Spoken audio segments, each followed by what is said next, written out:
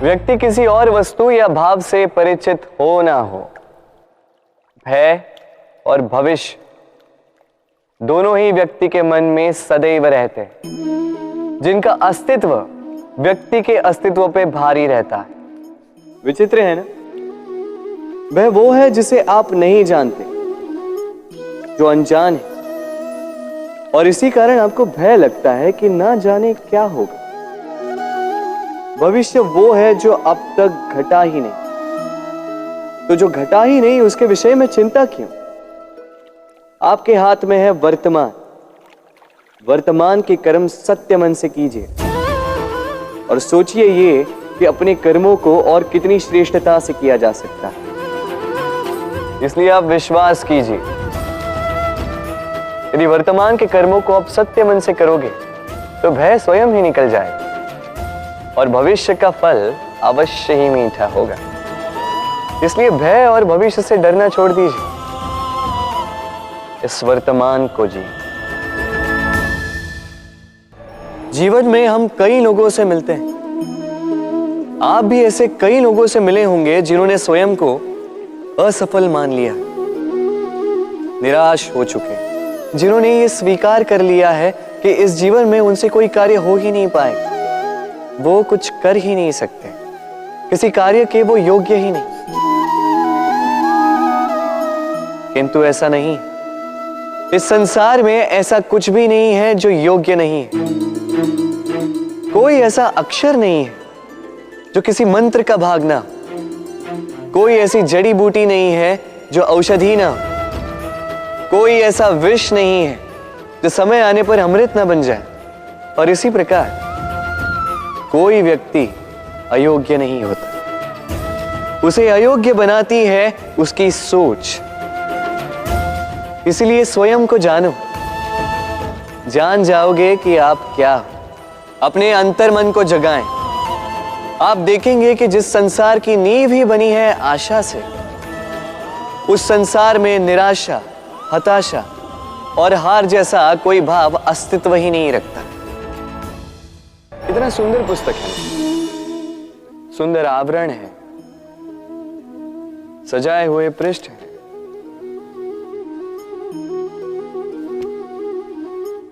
किंतु क्या ये सत्य में अद्भुत पुस्तक कहलाने की पात्र है?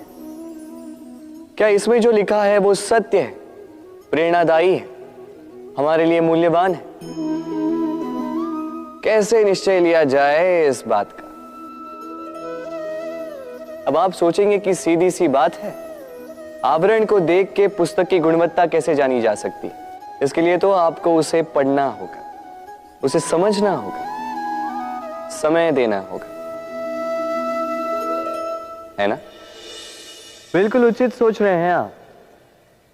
बस आश्चर्य की बात यह है कि पुस्तक के विषय में आप ये सारी बातें जानते हैं, किंतु किसी व्यक्ति के विषय में आप ये सारी बातें मन में नहीं लाते। व्यक्ति का मूल्यांकन भी उसके वस्त्रों से, उसके शारीरिक रूप से या उसकी सुंदरता से नहीं किया जा सकता।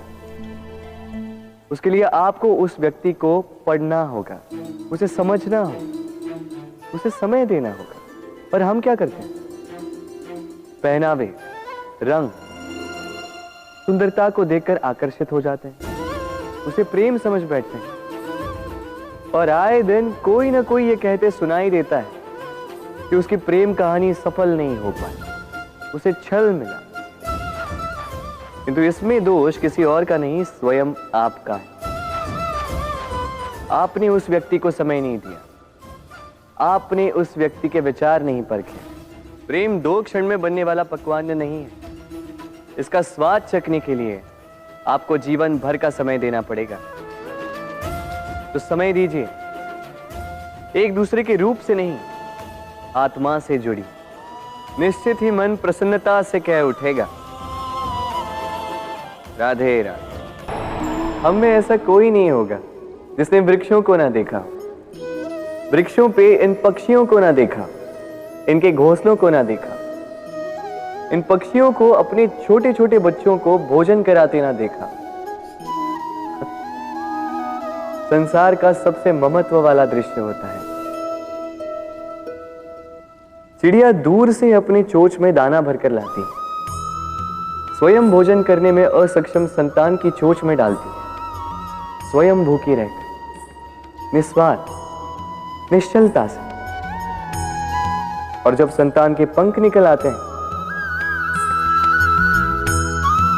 वो उसे उड़ना सिखाती और उसके पश्चात उसे स्वतंत्र कर देती है अपना जीवन जीने के लिए, इस आकाश में उड़ान भरने के लिए। और हम मनुष्य क्या करते हैं? जिस संतान को हम पंछी की भांति पालते हैं, उसके पंख निकलते ही हम उसे बांध देते हैं, ये सोच के कि कहीं वो दूर उड़कर न चली जाए। ऐसा नहीं कि इस स्थिति में माता पिता को संतान से प्रेम नहीं है, अवश्य है, किंतु इसमें प्रेम पर मोह भारी पड़ जाता है, जो स्वयं अपने और संतान के भविष्य के बीच में बाधा बन जाता है। हम ये भूल जाते हैं कि हम केवल जन्मदाता है, भाग्य विधाता नहीं। तो जब प्रेम में मोह आ जाए तो वो प्रेम नहीं, स्वार्थ बन जाता है। इसलिए प्रेम को पास रखिए और मोह को दूर, क्योंकि जिससे प्रेम करते हैं उसका विकास नहीं रोका करते। प्रेम संसार का सबसे पवित्र बंधन है, पर सच पूछो तो ये बंधन से मुक्ति है, स्वतंत्रता है।